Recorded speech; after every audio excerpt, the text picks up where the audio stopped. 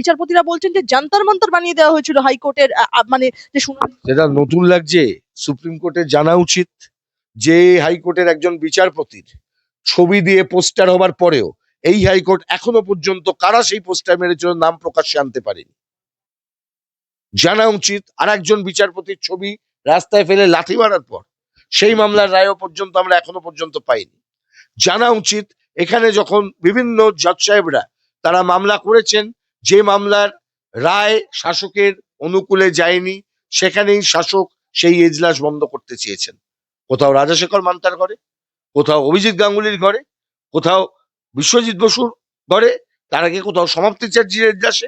তৃণমূল কংগ্রেস কি করেছে এ তো প্রথম এলো না, এই প্রথম দিল্লিতে গেল বিষয়গুলো। রাজীব কুমার যেন পালাতে না পারে, সুপ্রিম কোর্ট নিশ্চয়ই নিশ্চিত করবেন, এটাকে অসুবিধা নেই। তবে এইটুকু নিশ্চিন্ত থাকুন, আমরা এই কথা বলছি যে আগামী কয়েক মাস সময় প্রত্যেকে আন্ডার স্ক্রুটিনি, আর ওই সুযোগ দেব না।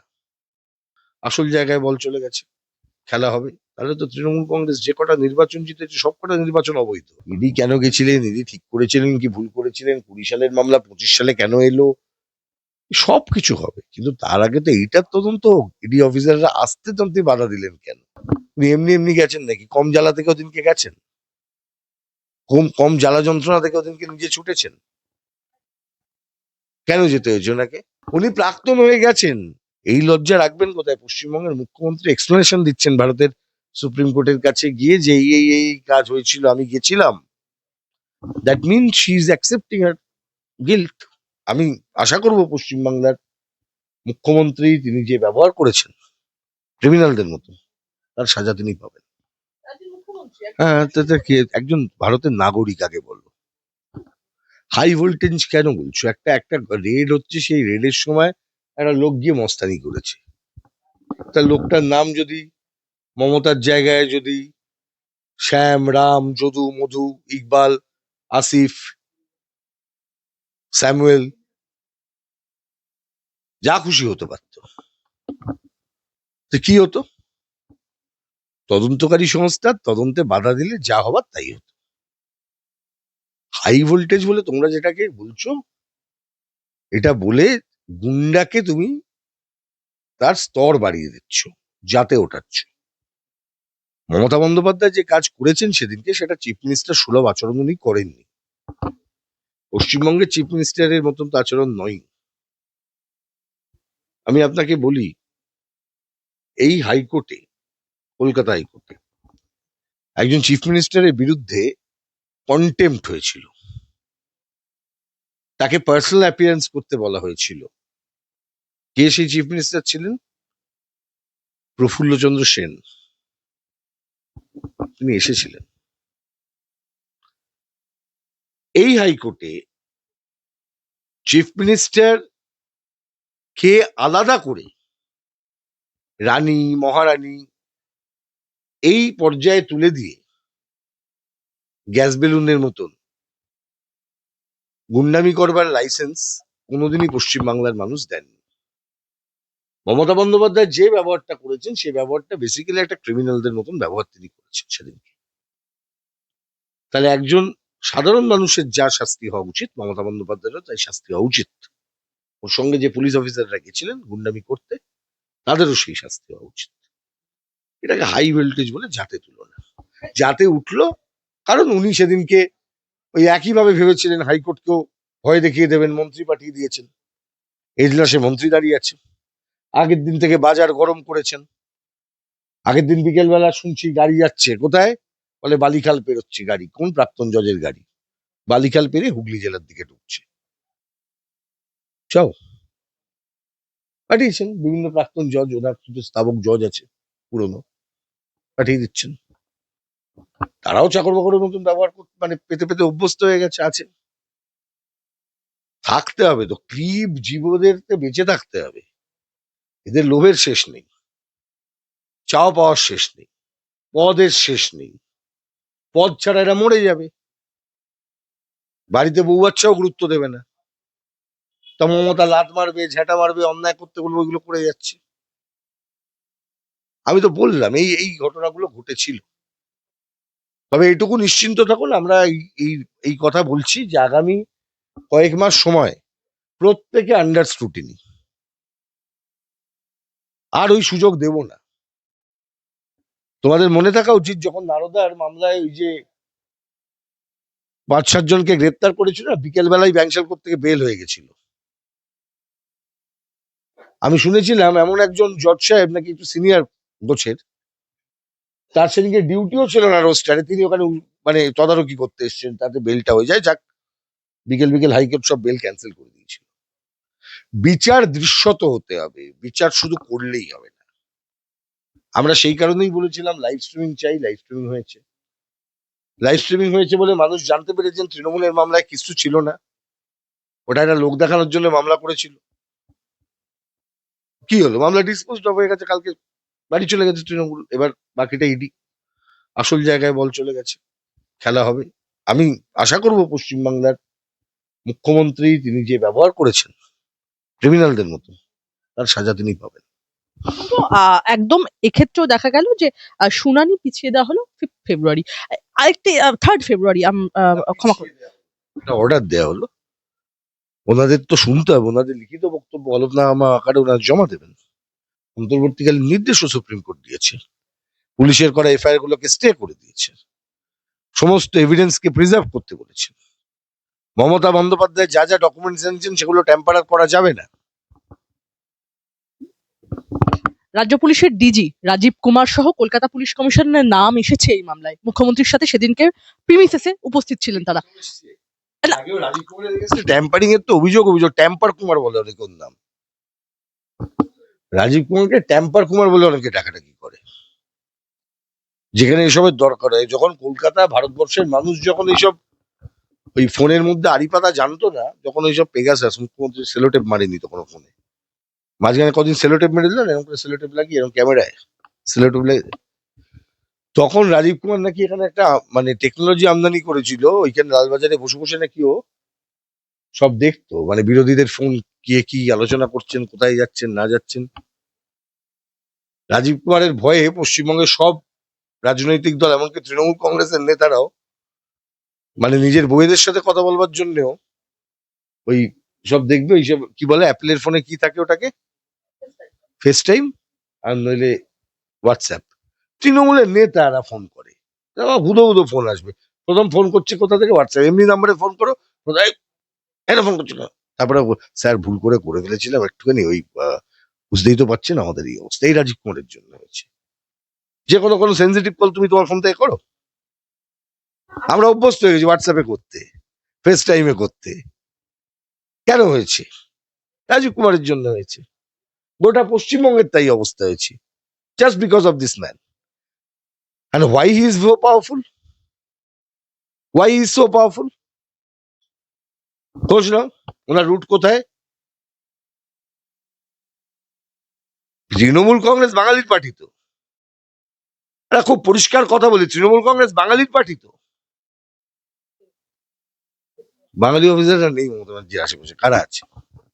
এবার হিসেব করো কোথা থেকে কি হচ্ছে। কথা বলবো, রাজীব কুমারের প্রসঙ্গ যখন এলো, এই কথা তো বলতেই হবে সব্যসাচীদা, যে রাজীব কুমারের কিন্তু অবসর রয়েছে 31শে জানুয়ারি। অন্যদিকে পরবর্তী শুনানি পশ্চিমবাংলার কোন এরা অবসর পাবে 31শে জানুয়ারি পর? মমতার আশেপাশে থাকার জন্য অফিসার চাকর বাকর দরকার আছে। আলাপন অবসর নিয়েছে, অবসর নিয়েছে আলাপন।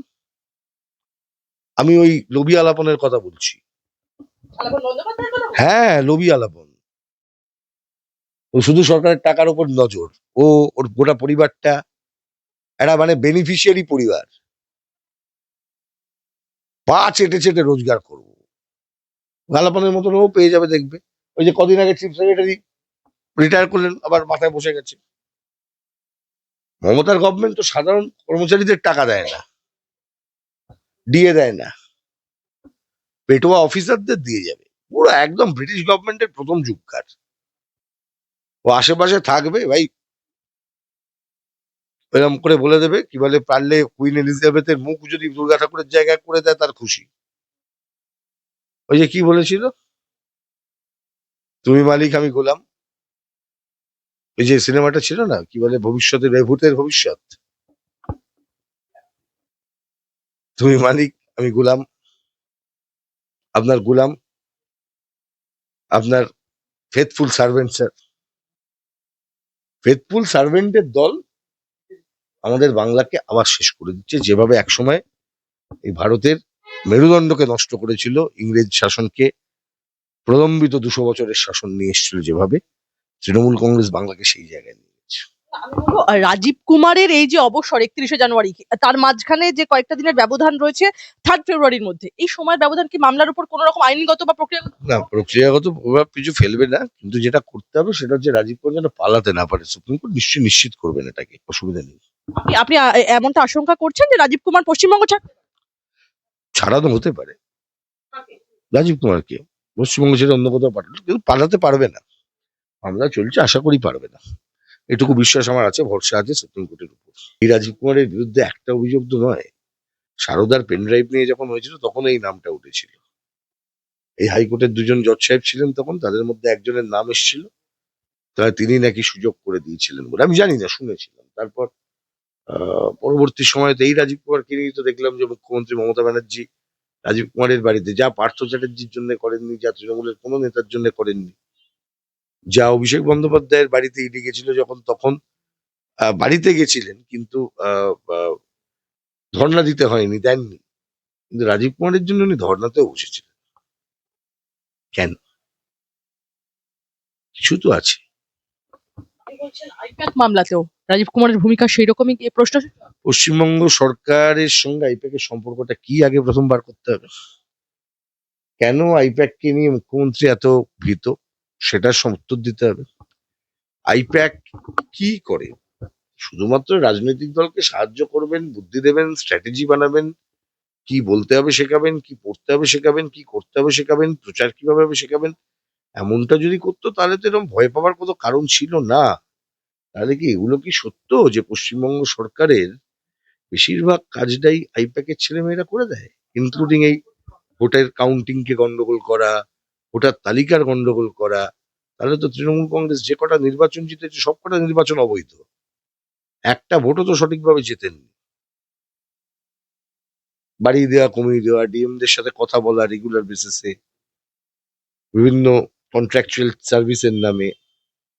আবার শুনেছি কেউ কেউ আবার বলেন, আমি জানি না, এগুলো আবার নিন্দুকে কয়, যে জাল আইএস অফিসার রেখে দেওয়া গভর্নমেন্টের ভিতর, কনম্যান বলা হয় এদেরকে, আমেরিকাতে এগুলো আছে, এদেরকে রেখে দেওয়া, তাদের দিয়ে কাজ করানো।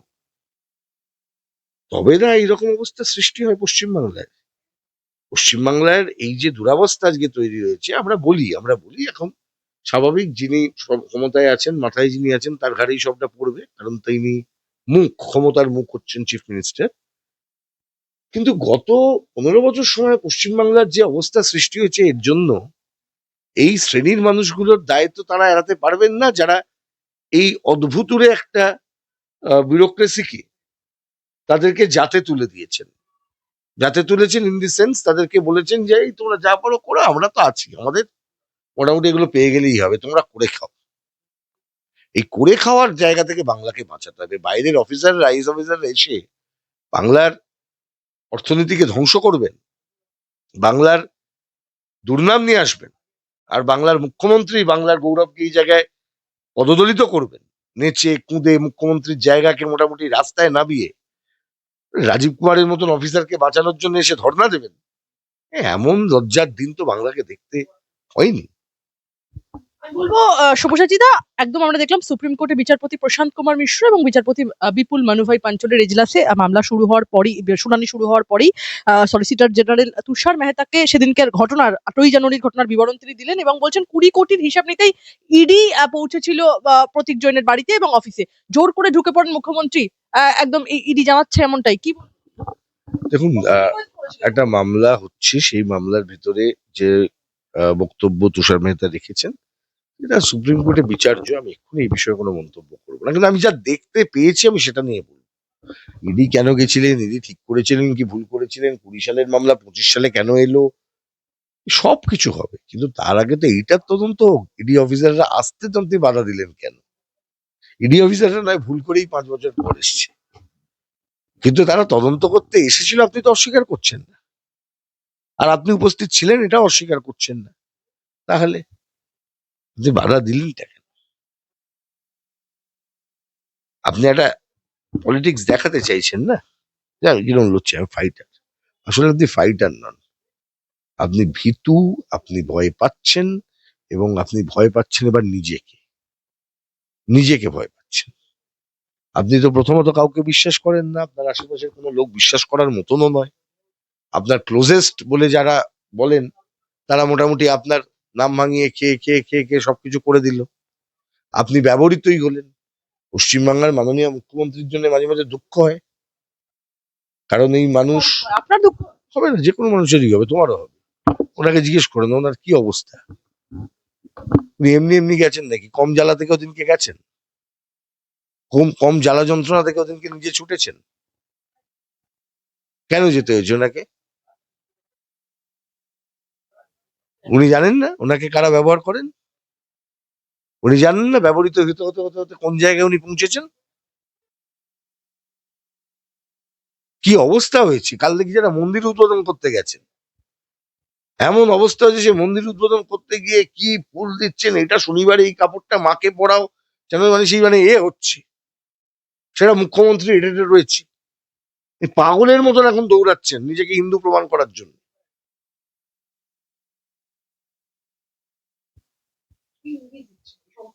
পাগলামির ইঙ্গিত দিচ্ছে, ইঙ্গিত একটাই দিচ্ছে, এটার কোনো ভবিষ্যৎ নেই। উনি প্রাক্তন হয়ে গেছেন। শুনুন, মুচকি হাসছে যে এতদিন চুপ করেছিল, আজকে সুপ্রিম কোর্টের রায় বেরোনোর পর একটু গলার আওয়াজ বেরিয়েছে। এতদিন সব মঞ্চ দাপাচ্ছিল, এইদিকে এই করে দেবো, হ্যান কারেঙ্গা ত্যান কারেঙ্গা। ওই মাঝে মধ্যে উনি বলেন যে আমাকে তাহলে ফাঁসির দড়িতে ঝুলিয়ে দেবে। আরে ভালো করে জানি চিটিংবাজির শাস্তি 420-র জন্য আমাদের দেশে কেউ ফাঁসির শাস্তি নেই এখনো পর্যন্ত, কিন্তু উনি বলেন যদি প্রমাণ করতে পারেন চুরি, তাহলে আমার ফাঁসির দড়িতে ঝুলিয়ে দেবে। আর জানেন তো হবেই না। এখন বলতে শোনা এই কাগজ আমরাও দেবো সুপ্রিম কোর্টে, এই কাগজ দেবো, এই কাজ দিন না কাগজ কি হয়? আপনি লড়বেন তো সুপ্রিম কোর্টে লড়ুন, বাট লড়ার মতন করে লড়ুন। বাংলা লড়বে, বাংলা পালিয়ে আসবে না, বাংলা কম্প্রোমাইজ করবে না। তা আপনারা তো কম্প্রোমাইজ করেই আছেন। Rajiv Kumar itself is the মানে ব্রিজ ফর দ্য কম্প্রোমাইজ। একদমই। সব্যসাচী দা, আমরা দেখলাম যে ইডির বিরুদ্ধে এফআইআর এ স্থগিতাদেশ এবং মুখ্যমন্ত্রীর নিয়ে আসা জিনিসগুলোর সংরক্ষণের নির্দেশ দেওয়া হলো সুপ্রিম কোর্টের পর্যবেক্ষণ থেকে। আমরা সব থেকে বড় একটা প্রশ্ন উঠছে, কেন্দ্রীয় এজেন্সি, একটি স্বনিয়ন্ত্রিত সংস্থা, রাজ্য পুলিশও স্বনিয়ন্ত্রিত সংস্থা, তাদের সংঘাত তো কোনোভাবেই একটা কাম্য নয় ফেডারেল স্ট্রাকচারে। সেই জায়গা থেকে দাঁড়িয়ে ফেডারেল স্ট্রাকচার অনুযায়ী আমাদের দেশে কি ফেডারেল স্ট্রাকচার চলে গো? আধা হওয়া উচিত, কোচ ফেডারেল।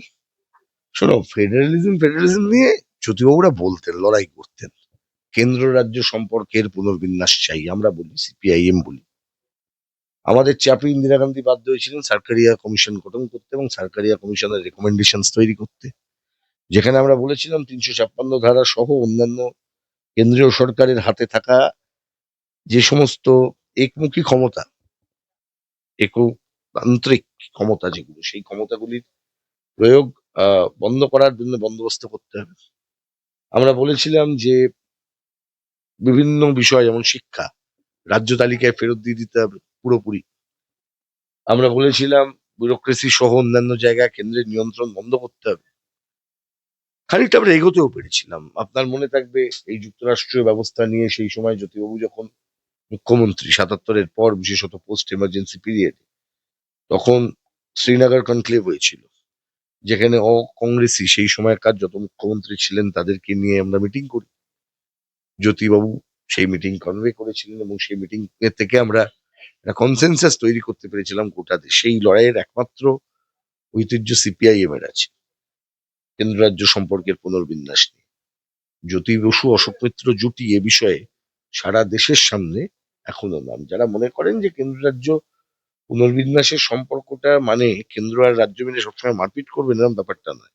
পুনর্বিন্যাস মানে সংবিধানে আছে, হ্যাঁ, এই পরিবর্তনের দরকার, এই মডিফাই করার দরকার। কিন্তু আমাদের এখানে যেটাকে ফেডারেলিজম হিসেবে এখন দেখানোর চেষ্টা হচ্ছে, এটা হচ্ছে আমি কেন্দ্রে আছি, তুমি রাজ্যে আছো। যেন এখানে দুটো রাজ্য আর কেন্দ্র আলাদা, দুটো সংঘাতপূর্ণ পরিস্থিতির মধ্যে দুটো আছে।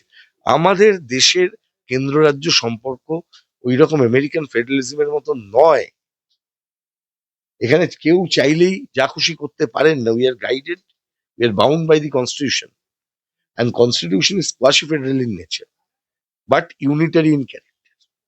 যার কেন্দ্রীয় ভবনের একটা ক্ষমতা আছে, এবং কেন্দ্রীয় ভবনের ক্ষমতাটা কেন? সুপ্রিম কোর্ট, একদমই। একটাই সুপ্রিম কোর্ট দেশে। সেই জায়গা থেকে একটা বিষয় এলো আজকে, যেখানে সলিসিটর জেনারেলকে রীতিমতো তার ব্রিফিং করতে গিয়ে শোনা গেল যে তিনি বলছেন যে ইডির অফিসাররা তাদের পিটিশনে এমনটাই বলেছে যে তারা যখন সেখানে পৌঁছন, সেখানে পৌঁছে যান প্রত্যেকজনের বাড়িতে পৌঁছে যান পুলিশ কমিশনার, এবং বলতে থাকেন তাদের আইডেন্টিটি কার্ড তারা প্রুফ দেখানোর পরেও তদন্তে রীতিমতো বাধা তৈরি করে। এটা কি সম্ভব? এটা অসম্ভব বলেই যে সুপ্রিম কোর্টকে এক্সেপশনাল কেস হিসেবে ট্রিট করে এই কেসকে নিতে হয়েছে। এই লজ্জা রাখবেন কোথায়? পশ্চিমবঙ্গের মুখ্যমন্ত্রী এক্সপ্লেনেশন দিচ্ছেন ভারতের সুপ্রিম কোর্টের কাছে গিয়ে যে এই কাজ হয়েছিল, আমি গেছিলাম। That mean she is accepting her guilt. একজন তুষার মেহতা বলছেন যে একজন উচ্চপদস্থ পুলিশ আধিকারিক কিভাবে উর্দি পরে সেদিন মুখ্যমন্ত্রীর সাথে তল্লাশির মাঝে ঢুকে। তো সে একই কথা বলছি। কপিল সিব্বল তো বলছেন যে তিনি মুখ্যমন্ত্রী, তা তো জেট না। কপিল সিবাল তার মক্কেলের জন্য বলছেন, আমি কেন তাকে তার বক্তব্য নিয়ে মন্তব্য করব বলুন তো? উনি একজন আইনজীবী, উনি বলেছেন, রাজ্য সরকারের বক্তব্য রেখেছেন। তা কপিল সিবালকে হিরো বানিয়ে এখান থেকে তো আমার লাভ নেই কিছু। উনি একজন আইনজীবী, উনি আইনের কথা বলেছেন, তার বক্তব্য তিনি রেখেছেন। আমি কপিল সিবালের মক্কেলকে দিয়ে বলবো, কপিল সিবালের মক্কেলের কন্ডাক্ট নিয়ে বলবো, 100 বার বলবো। আমি বলছি সব্যসাচীদা যে রীতিমতো হাইকোর্টের যে প্রসঙ্গ, সেই হাইকোর্টের প্রসঙ্গ তো উঠে এলো একদম। বিচারপতিরা বলছেন যে জান্তার মান্তার বানিয়ে দেওয়া হয়েছিল হাইকোর্টের মানে যে শুনানি। যেটা নতুন লাগছে, সুপ্রিম কোর্টের জানা উচিত যে হাইকোর্টের একজন বিচারপতির ছবি দিয়ে পোস্টার হবার পরেও এই হাইকোর্ট এখনো পর্যন্ত কারা সেই পোস্টার মেরেছিল নাম প্রকাশ্যে আনতে পারেনি। জানা উচিত আর একজন বিচারপতির ছবি রাস্তায় ফেলে লাথি মারার পর সেই মামলার রায়ও পর্যন্ত আমরা এখনো পর্যন্ত পাইনি। জানা উচিত এখানে যখন বিভিন্ন জজ সাহেবরা তারা মামলা করেছেন, যে মামলার রায় শাসকের অনুকূলে যায়নি, সেখানেই শাসক সেই এজলাস বন্ধ করতে চেয়েছেন। কোথাও রাজাশেখর মান্তার ঘরে, কোথাও অভিজিৎ গাঙ্গুলির ঘরে, কোথাও বিশ্বজিৎ বসুর ঘরে, তার আগে কোথাও সমাপ্তি চ্যাটার্জির এজলাসে। তৃণমূল কংগ্রেস কি করেছে এ তো প্রথম এলো না, এই প্রথম দিল্লিতে গেল বিষয়গুলো। এতদিন পর্যন্ত দিল্লিতে একটা অন্যরকম চিত্র দেখানো হয়েছিল, এবং সারা দেশের কাছেও এটা খুব পরিষ্কার করে বলার দরকার হয়ে গেছে, হাই টাইম, যে ওই আম, আপেল, জামরুল, কলার সাথে আপনি কিন্তু এক টুকরো পাউরুটিকে বা এক টুকরো বিস্কুটকে এক জায়গায় বসাতে পারেন না। আপনি চিদাম্বরম, হেমন্ত সোরেন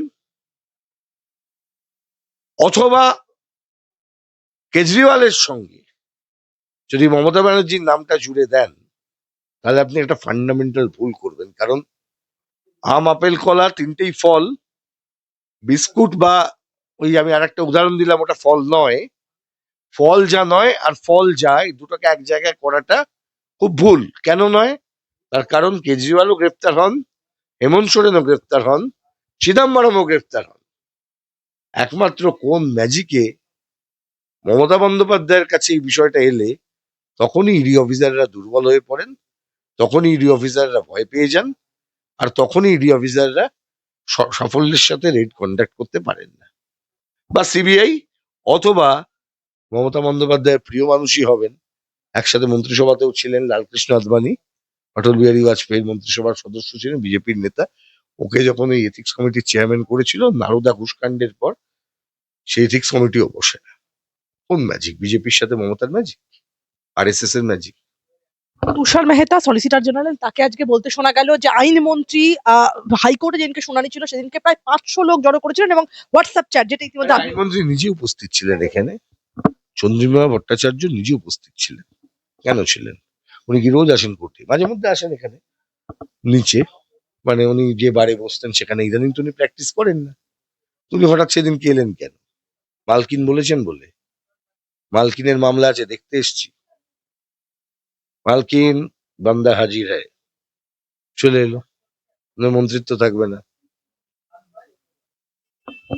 এবং একই সাথে যে সমস্ত পুলিশ আধিকারিক সেনকে মুখ্যমন্ত্রীর সাথে ছিলেন, তুষার মেহতা বলছেন তাদের সাসপেন্ড করার দাবি জানাচ্ছেন। আপনি একদম। সাসপেন্ড কেন, পেনশন পর্যন্ত বন্ধ থাকবে। এই police officer they are criminal, They are unfit to be in the this cadre. They are unfit. সব্যসাচীদা, আজকে সুপ্রিম কোর্টের যে শুনানি ছিল তাতে কি জব্দ হলো তৃণমূল, এবং এটা অবশ্য মানতে নারাজ? প্রথম কথা, তৃণমূল কংগ্রেসকে জব্দ করার জন্য সুপ্রিম কোর্টের রায় দিতে হবে এরকম ব্যাপারটা তো নয়। সুপ্রিম কোর্ট বিচার করবেন, জব্দ করবেন মানুষ। তৃণমূলের এই খেলার রাজনীতি মানুষ জব্দ করবেনই। আমি এইটুকু আস্থা মানুষের উপর রাখতে চাই। সুপ্রিম কোর্টের উপর ভরসা করে বা হাইকোর্টের উপর ভরসা করে রাজনীতি করা, এই ভুল বিজেপি করতে পারে, অন্য কেউ করতে পারে। আমরা যারা মাটিতে পা রেখে রাজনীতি করি, বাস্তবতার মাটিতে, আমরা এই ভুল করি না। তৃণমূলের তরফে আইনজীবীরা আজকে বলছেন যে তৃণমূলের চেয়ারম্যান হিসেবে মমতা বন্দ্যোপাধ্যায়, না মমতা বন্দ্যোপাধ্যায় সেখানে যাওয়ার, ইডি রেডের মধ্যে যাওয়ার পূর্ণ অধিকার ছিল। কল্যাণ ব্যানার্জির তত্ত্ব তো, কল্যাণ ব্যানার্জি সে আগে একবার বলেছে, নারদার মামলা যখন হচ্ছে সবাই যখন বলছে ঘুষ ঘুষ ঘুষ ঘুষ, কল্যাণ ব্যানার্জি না ঘুষ না অনুদান, আর এখন তো হচ্ছে ঘুষ। কোনটা অনুদান আর কোনটা ঘুষ উনি আলাদা করতে পারেন না। উনি কোনটা নৈতিক জয় আর কোনটা জয় আলাদা করতে পারেন না। কিন্তু বয়স হয়ে গেছে, এখন উল্টো পাল্টা সিম্পল বলছেন যে পূর্ণ অধিকার। গোবিন্দ সিবাল তাই বলছেন, যা ওকে ওর মক্কেল বলেছেন। কি বলবেন যে সত্যি একজন আইনজীবী হচ্ছেন ক্রিয়েচার অফ দি ইনস্ট্রাকশন। একজন আইনজীবী তার বাইরে যেতে পারেন না। ওর মক্কেল বলেছেন, অধিকার ছিল না। আমি তো বলছি আইনের পজিশন অধিকার ছিল না। ভিডিও করার কথা হচ্ছে, ভিডিও বলছে যে তাহলে তো ভিডিওর পরে, আগে প্রথম কথা উনি গেছিলেন না, জানি উনি নিজে স্বীকার করেছেন গেছেন, তবে বাকিটা হবে।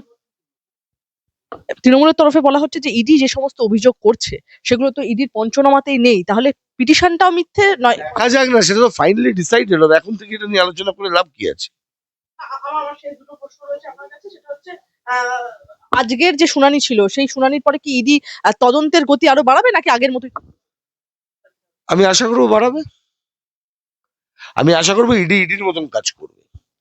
ইডি যেমন আইন ভায়োলেট করে গিয়ে কারুর বাড়ি থেকে কাউকে তুলেও আনবে না, আর ইডি তেমনি ভাবে আইন ভায়োলেট করে কাউকে বাঁচাবার চেষ্টাও করবে না। ইডি তদন্তকারী সংস্থা হিসেবে যেটুকু কাজ সেটুকু তারা করবে, ব্যাস। আজকে অভিষেক মানু সিংভিকে বলতে শোনা যাচ্ছিল যে কোয়ার্সিভ অ্যাকশন যাতে ইডি গ্রহণ না করে সে ব্যাপারে তিনি রিকোয়েস্ট করছেন। কেন কি কোয়ার্সিভ অ্যাকশন গ্রহণ করতে পারেন, এই ব্যাপারে তারা অবশ্যই পারে, করবে কিনা সেটা দেখার। এখন তো আর কোনো সেই অর্থে কোনো অর্ডার হয়নি, ফলে রাজ্য সরকারকে হলফনামা জমা দেওয়ার যে কথা বলছে, রাজ্য সরকার কি দেবে? দিতে তো হবে, দিতে তো হবে।